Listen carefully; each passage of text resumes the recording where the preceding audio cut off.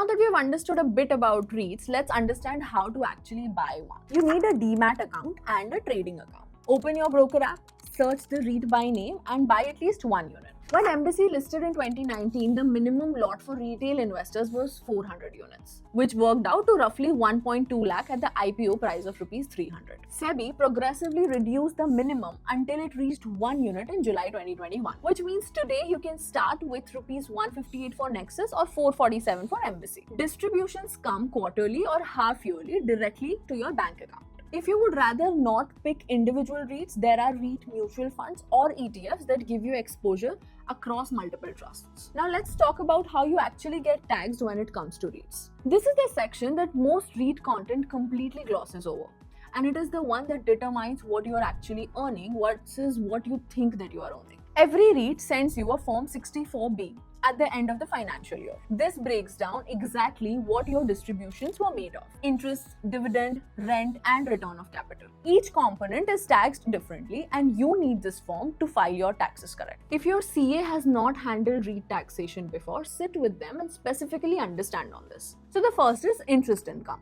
which is taxed at your applicable slab rate. So if you fall under 30% bracket, you pay 30% plus cess on that portion, and TDS is deducted at 10%. When it comes to dividend, this depends on the underlying SPV's tax structure. If the SPV opted for concessional 22% rate under section 115 BAA, the dividend is taxable in your hands at your slab rate. If it paid standard corporate tax, the dividend may come through an exempt. This varies by REIT and by year, so check your Form 64B disclosure each time. Now the next one is return of capital. Not taxed as income, but it reduces your cost of acquisition on paper. So when you eventually sell, your taxable capital gain is higher than you might expect. The tax is deferred but not gone. Now let's talk about the capital gains when you sell.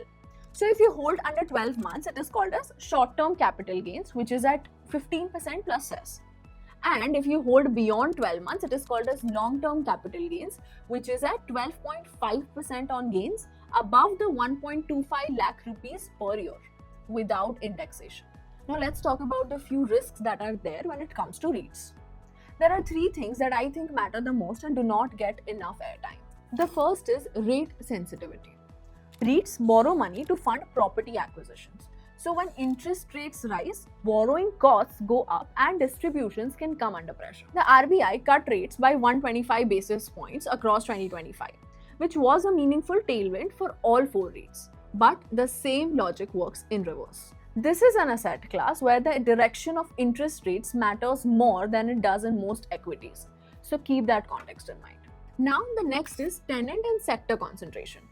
Embassy's top 10 tenants account for 38% of its total rental income, and 30% of leased area is to tech companies. A sustained slowdown in IT hiring or a pullback in office requirements from the technology sector is not an abstract risk for Embassy. It directly hits distribution.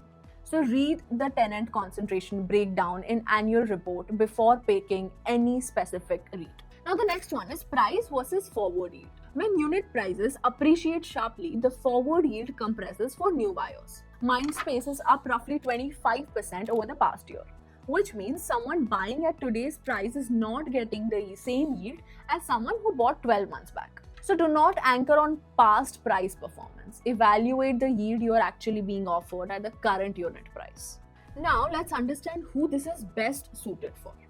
So REITs are well suited for someone who wants regular income from commercial real estate without the capital concentration and illiquidity of buying property, is comfortable with a multi-year holding period, and understands that returns will move with interest rate cycles. The minimum investment is genuinely accessible now, the regulation is strong, and the income distribution is mandatory, not at the management's discretion. We are not the right fit if capital appreciation is your primary goal, or if there is a real chance you need to exit in under a year. Because the combination of slab rate tax on income distributions and 15% STCG, if you sell early, can take a significant chunk of your actual return. So yes, this is it for today's asset class. I will dive deep into the next one in the coming week. Until then, feel free to drop your questions in the comments. I'm more than happy to address them and get connected with all of you. Thank you.